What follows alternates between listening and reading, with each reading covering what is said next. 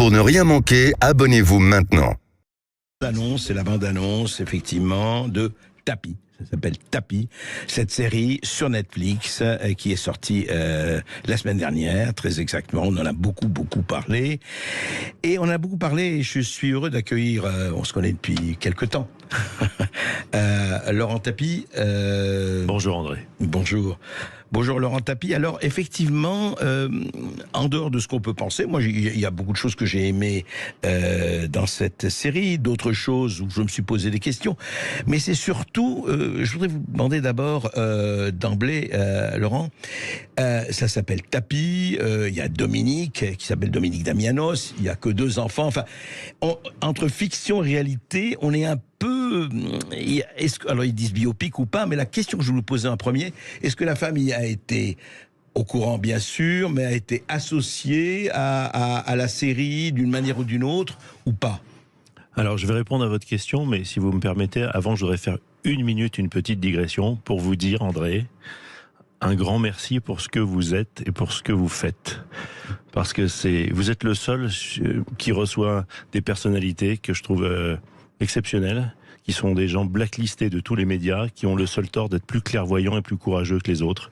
Des gens comme Idriss Aberkane, François Asselineau, Didier Raoult, ces gens-là, on ne les voit nulle part. Heureusement, il existe Internet. Ça, c'est mon premier merci. Et mon deuxième, c'est que moi, j'oublierai jamais que dans les années 90, quand mon père était mis en liquidation par le tribunal de commerce sur la demande du Crédit Lyonnais, et que tous vos confrères enterraient mon père sous un torrent de boue, expliquant...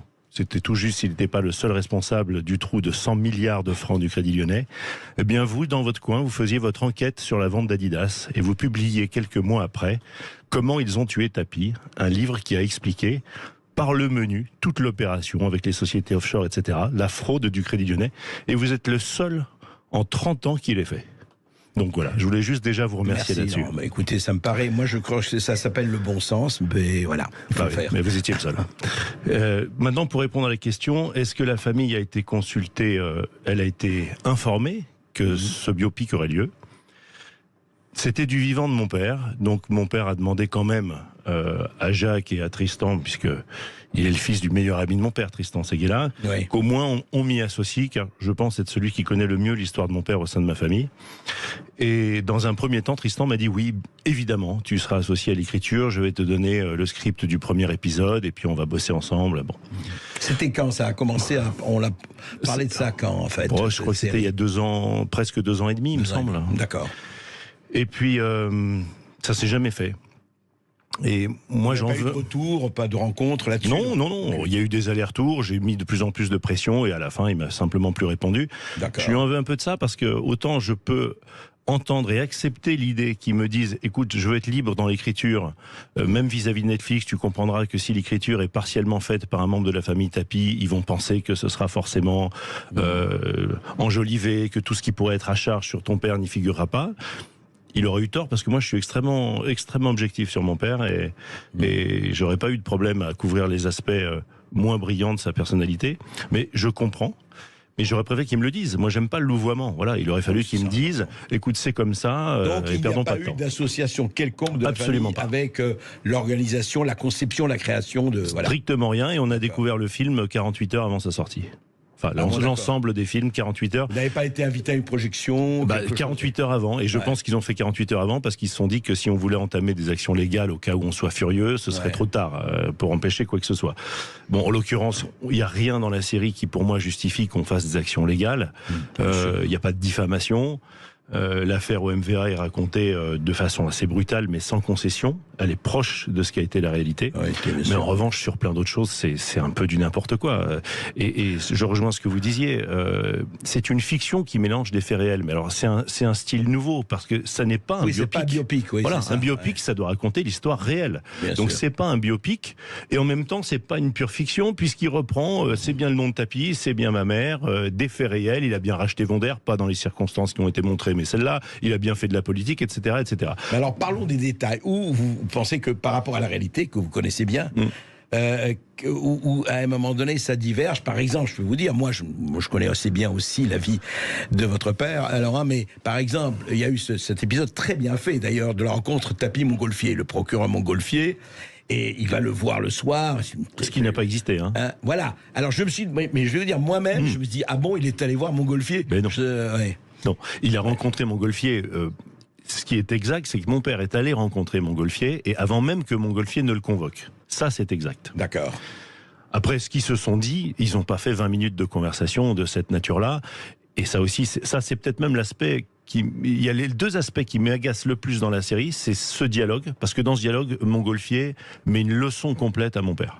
C'est vrai. Il y a d'un côté, voilà, il y a d'un côté la rigueur de la justice et de l'autre côté le magouilleur qui essaye par tous les moyens, l'intimidation, la flatterie, même tout, de s'en sortir. Et Montgolfier qui lui dit, vous n'êtes pas tombé sur moi, vous êtes tombé sur la justice. Moi, je peux vous dire que la justice, il y aurait beaucoup d'épisodes à faire sur la justice en ce qui concerne mon père, et vous le savez. Bon. Ça, c'est le premier regret, mais il y en a d'autres. La façon dont ils ont décrit son parcours politique, ce qu'il a fait au ministère de la Ville, mais là, j'étais foudrage sur ce passage-là. Je veux dire que résumer le passage de mon père à faire des goûters avec des tartines à la fraise, c'est du grand guignol. Là, c'est même pas drôle. C'est un peu honteux. Il a fait évidemment autre chose que d'organiser des goûters pour les banlieues. Et c'est un peu le regret que j'ai sur la série, c'est que le personnage, on retrouve des aspects de sa personnalité réels comme la combativité, la suractivité, le fait qu'il est doué dans tout, qu'il convainc les gens et tout. Bon, d'accord. Bon, même si c'est un très bon acteur, Laurent Lafitte n'a pas le charisme naturel de mon père, mais on peut pas lui en vouloir. Non, et je connais très peu de monde qui l'ont. Je vais même vous dire que je connais personne. C'était comme ça. Non, mais c'est vrai que l'accent est pas mal. Enfin, la dégaine est pas mal. Oui, il y a une ressemblance physique. Il en impose physiquement, tout ça, c'est bien. Mais ce que je regrette, c'est que le personnage, il évolue pas. C'est-à-dire que les 2 premiers épisodes de la série, je les ai beaucoup aimés. On voit un tapis qui se cherche, qui essaye des trucs. Ça s'est pas passé comme ça c'est décrit, mais c'est pas grave. Et globalement, l'esprit est respecté. À partir du 3e, je décroche parce que on a l'impression que c'est le même vendeur de télé du premier épisode jusqu'au bout. C'est-à-dire que c'est le même type, quoi. Et il y a pas un moment où on le regarde, on se dit il est brillant. Et à chaque fois, il se fait mettre la leçon par d'autres. C'est Montgolfier qui lui donne la leçon. C'est quand il prépare le débat avec Le Pen, une petite jeune fille de banlieue qui lui explique par A plus B tout ce qu'il doit dire. Et lui, en fait, il comprend rien. En fait, c'est pas du tout comme ça. Le débat avec Le Pen, c'était bien avant. D'ailleurs, bien sûr. Il y a des anachronismes. Il y a des anachronismes complets, absolument, absolument. Et ce qui est gênant, c'est que le téléspectateur, lui, il va croire que c'est comme ça que ça s'est passé. Il va croire que les choses sont comme ça. C'est ça qui m'ennuie. Mais bon, c'est fait. Bon, au final, je pense pas qu'il en ressorte avec une image trop mauvaise.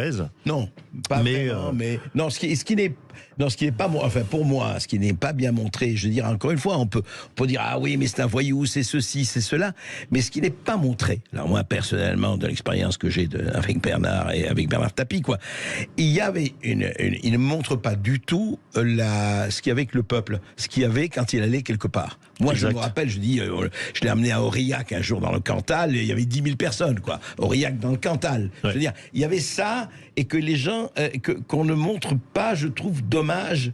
Et puis surtout, je voudrais que vous parliez d'histoire avec Mitterrand. Ça s'est passé comme ça, parce que c'est les rapports avec Mitterrand. Je parle de là où on lui dit bon, il faut que vous démissionniez, mais non, après l'affaire tranchant qu'ils appellent l'affaire. Ça, c'est pas du tout passé comme ça. Au contraire, c'est pas les socialistes et Mitterrand qui ont. En plus, ce passage-là aussi, il est carrément ridicule. Vous qui connaissiez mon père un peu mieux que la plupart des gens, tout comme moi, est-ce que vous imaginez mon père sur cette scène dire à Mitterrand, je vous en supplie, je ferai tout ce que vous voulez? Voilà. Non mais est-ce que c'est une phrase que mon père aurait prononcée à quelqu'un? Je vous en supplie, je ferai tout ce que vous voulez. Mais c'était à l'antipode de ça. Donc oui, il y a cette scène où Mitterrand lui dit vous présenterez votre démission. Je vous en supplie, non, il faut me laisser faire. C'est pas du tout comme ça que ça s'est passé. Au contraire. L'affaire Tranchant était une affaire privée qui concernait donc ses affaires privées. Les socialistes ont dit, nous on demande la démission des ministres quand ils sont mis en cause dans le cadre de leur carrière politique. Favoritisme ou pot de vin ou quoi que ce soit. Là c'est une affaire d'hommes d'affaires entre eux. Ça nous gêne pas, vous pouvez rester au gouvernement si vous le souhaitez. C'est mon père lui-même qui a dit non, je veux pas être un boulet, je veux pas que vous soyez emmerdés, je vais démissionner et je reviendrai quand l'affaire sera réglée. Ce qui n'est pas traité dans la série. La série, ils font genre, il est démissionné de force par Mitterrand et il revient pas. Alors que dans la réalité, il est revenu. Oui. C'est vrai. Voilà. Alors, Laurent, moi je voudrais vous poser une question. Vous êtes son fils, évidemment, et on sait, la subjectivité, elle est là, et comment elle ne serait pas là. Mais est-ce que vous pensez, comme beaucoup, que Bernard Tapie, que votre père, au fond, il avait suscité une immense espérance, et qui s'est un peu noyé, pas forcément par sa faute, mais peut-être aussi par sa faute, en se disant, mais parce qu'il avait suscité quelque chose qui était là, on se disait tapis à la mairie de Marseille, etc., et que ça s'est, je dirais, dans les trucs des affaires, 20 ans de procès, d'ailleurs, on sait que ça a joué sur sa santé, bien sûr, mais au-delà de le procès Adidas, Adidas et le Crédit Lyonnais, etc., où vous pensez-vous qu'au fond, on l'a tué, comme je dis, c'est vrai que j'ai écrit comment ils ont tué, on l'a tué parce qu'il gênait politiquement, et comme on ne pouvait pas le tuer financièrement, comme on ne pouvait pas le tuer politiquement, on l'a tué financièrement. À votre avis? Je pense qu'il y a un peu des deux dans la réponse. Clairement, on l'a tué. Ça, c'est une certitude. Je veux dire que la façon dont il est mis en liquidation est artificielle. Ça a été reconnu par la justice elle-même, qui a révisé son procès en liquidation, qui a reconnu plus de 15 ans après qu'il n'aurait pas dû être mis en liquidation, sachant que c'était la condition sine qua non pour le rendre inéligible. Bon, ouais. Donc ça a été fait. Ensuite, il y a eu 10 ans de procédure avec 6 procès de Eva Joly, banqueroute, etc. Tous conclus par des non-lieux. Et ensuite, c'était l'affaire Adidas. Donc, il a été tué, c'est vrai. Mais aussi, il y a eu une cassure avec l'opinion sur cette affaire OMVA. Et il ne faut pas le nier, c'est une réalité. C'est le jour, et à ma connaissance, c'est la seule fois, moi qui l'ai suivi de très près toute ma vie, c'est la seule fois où il a vraiment franchi la ligne jaune. Et il a eu un tort de ne jamais le reconnaître. Alors, pendant le procès, il ne le reconnaît pas parce qu'il sait que s'il dit « ouais, bah, c'est vrai, on l'a fait », il va se faire massacrer, puis sa carrière politique, elle est finie. Bien sûr. Donc, les gens disent... Il y a un passage où Montgolfier lui dit « mais pourquoi vous ne reconnaissez pas c'est un match de football, il y en a eu d'autres, des matchs de football arrangés, c'est ni le premier ni le dernier. » Bon, très bien. Mais sauf qu'ici, il fait ça, il n'a plus de carrière politique. Je pense que son tort, ça a été jusqu'au bout de ne pas le reconnaître. Je veux dire que jusqu'à ses interviews toutes récentes, enfin les dernières avant sa mort, avec sa voix cassée, il disait c'est pas en prison qu'il fallait m'envoyer, c'est à l'asile. Mais non, il y a vraiment eu cette affaire. Elle s'est passée à peu près comme elle a été décrite dans la série. Ce qui est triste, c'est un des seuls passages qui est fidèle de la série, c'est sur l'affaire OMVA. Voilà. Oui, voilà. On va continuer à en parler. Et ça, c'est une cassure. On va continuer à en parler de Bernard Tapie parce que justement, t'es quelqu'un à Dieu sait combien de facettes avec Laurent Tapie. À tout de suite, après cette petite pause. On est toujours avec Laurent Tapie sur Sud Radio. On revient sur cette série Netflix. Et avec vous aussi, si vous avez une question, 0826 300 300, on vous attend au standard. 0826 300 300. À tout de suite.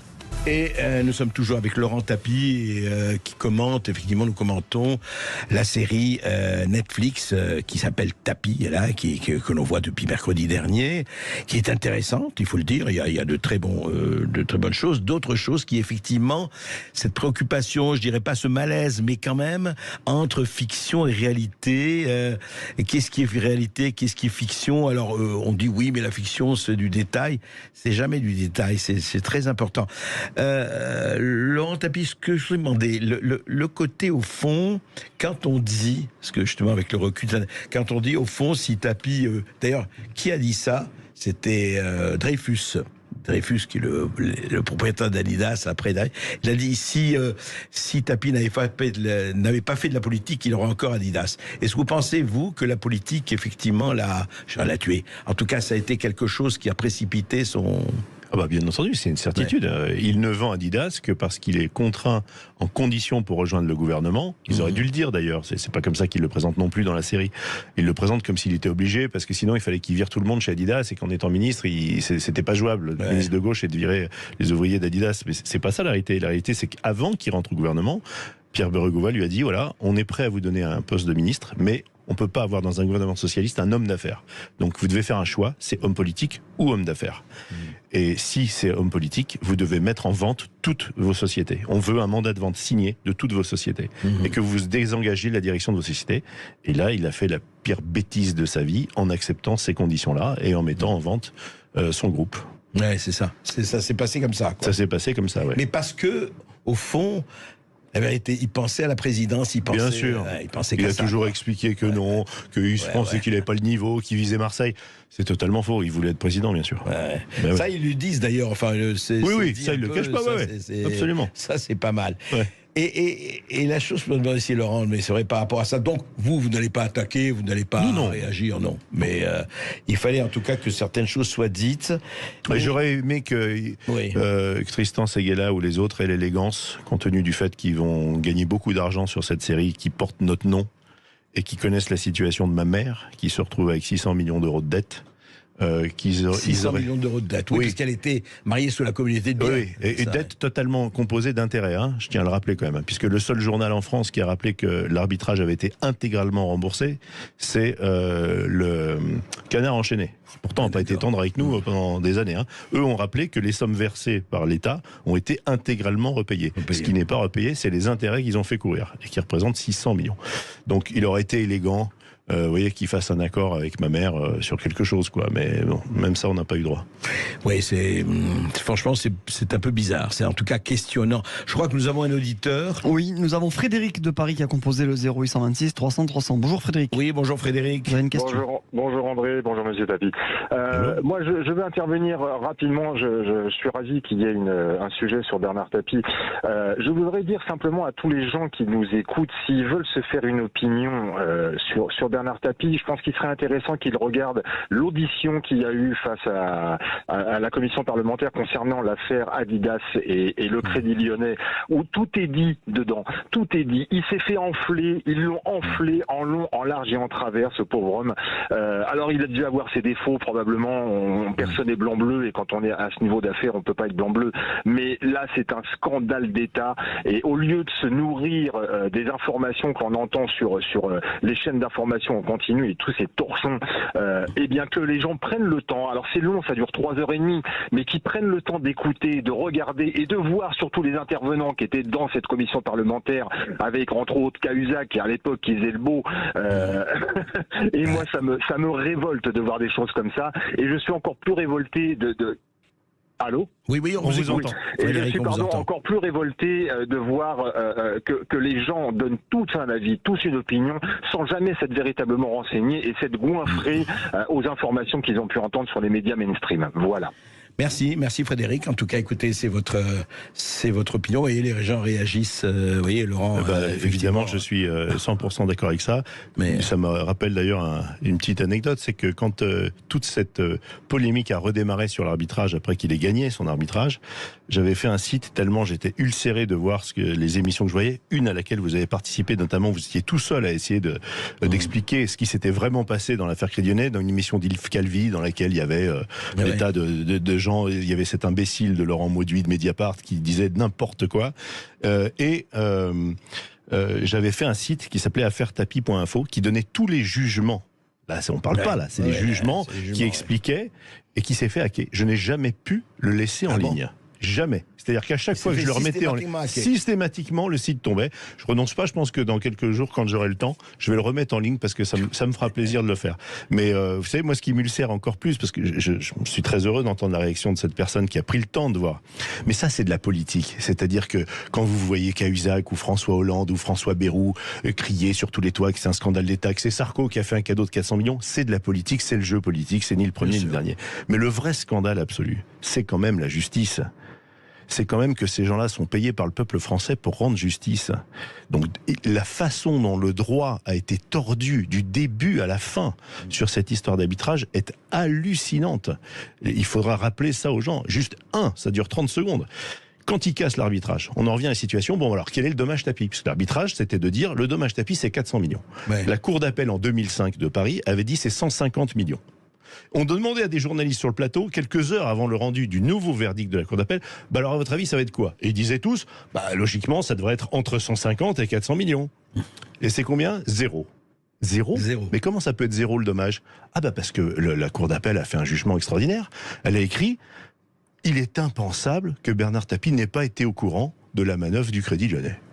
Et voilà. Et voilà, c'est on est tranquille. On vous cambriole, on vous prend tous vos meubles, et puis le mec va dire enfin, vous le saviez bien qu'il y avait des cambrioleurs qui allaient venir, soyons sérieux. La vérité, je me rappelle très bien. Non, mais c'est invraisemblable. Un jugement pareil. Et votre banque dit on va vous vendre votre maison à 2 millions comme vous voulez. Ouais. Et en fait, vous apprenez qu'elle a vendu 4 millions. Voilà, dans votre dos. Oui, c'est ça. Mais vous êtes au courant?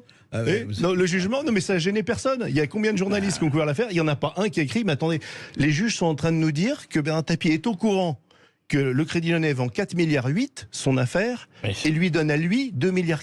Donc il laisse les 2,4 milliards d'écart. C'est un pourboire pour le Lyonnais, parce qu'il est au courant que les mecs du Lyonnais sont sympas. On va leur donner 2,4 milliards. Laurent Tapie, vous savez ce qu'il reste à faire? Un documentaire. Non, moi je veux faire un film. En fait, malheureusement, en quelque sorte, cette série m'a coupé dans mon élan. Je voulais faire un film. Et je voulais le faire. Je ne pouvais pas le faire du vivant de mon père. Je ne voulais pas et je ne pouvais pas le faire du vivant de mon père, précisément parce que mon père, il n'est pas objectif vis-à-vis de lui-même. Normal. Et que ça aurait créé des problèmes entre nous. Donc je lui avais dit, je ferai un jour un film sur toi. Là, vous pouvez le faire. Exactement. Même s'il y a le biopic. Absolument. Donc tant qu'il n'y avait pas le biopic était en préparation, les producteurs que je voyais disaient ouais, mais maintenant il y a un biopic, attendons de voir, attendons que ça sorte. Quand il sera fini et quand il aura fait un carton, parce que je suis convaincu que le personnage intéresse et fascine toujours autant. Donc j'ai vu hier, je me suis connecté, numéro 1 en France, Tapie. Bien sûr. Bon, donc quand il aura fait le carton qu'il va faire, voilà pourquoi il vous pourrait revoir des penser à producteurs. votre mère, les producteurs et les animateurs. Il pourrait penser à votre mère, à Dominique Tapie. Il faudrait quand même qu'ils y pensent. Ce serait bien, ouais. Merci. En tout cas, déjà, les gens peuvent acheter son livre à ma mère. Oui, absolument. Voilà. Et moi, la dernière chose, c'est que j'ai fait une association qui s'appelle ajamelespremiers.org qui veut faire une statue hommage à la victoire de l'OM en Ligue des Champions, qui représentera mon père porté par ses joueurs brandissant la Coupe d'Europe, une image qui a réellement existé et qui sera mise devant le stade Vélodrome. J'ai l'accord de la mairie pour ça. Et cette souscription, on a levé 2 tiers des sommes requises. Il nous manque un peu de sous. ajamelespremiers.org. Exactement. Merci André. Merci beaucoup d'avoir été avec nous. Restez bien avec nous sur Sud Radio.